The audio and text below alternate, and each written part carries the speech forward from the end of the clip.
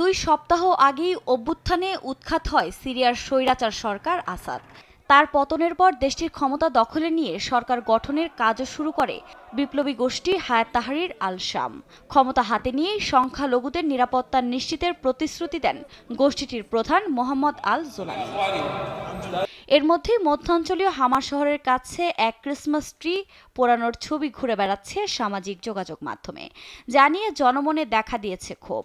ভিডিওতে দেখা যায় সুকাইলা বিয়া এলাকায় একটি ক্রিসমাস ট্রিতে হুডি পরা কিছু ব্যক্তি আগুন দিচ্ছেন, যা সামাজিক যোগাযোগ মাধ্যমে ছড়িয়ে পড়লে শুরু হয় বিক্ষোভ। রাস্তায় নেমে আসে সাধারণ মানুষ।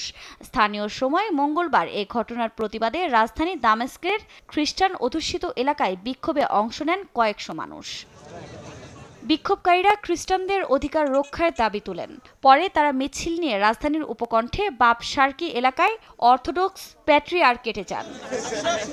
এর পরপরই এ নিয়ে প্রতিক্রিয়া জানায় হায়াত তাহরির আল শামের নেতা আল জোলানি। সামাজিক যোগাযোগ মাধ্যমে দেয়া এক পোস্টে অগ্নিসংযোগকারীরা সিরিয়ান নন উল্লেখ করে তারা বহিরাগত বলে দাবি করেন। তবে দুষ্কৃতিকারীদের সাজা দেওয়ার প্রতিশ্রুতি দিয়েছেন তিনি।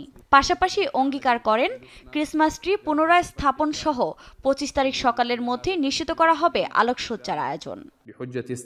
আফরিন মৌ, নিউজ ডেস্ক, দেশ টিভি।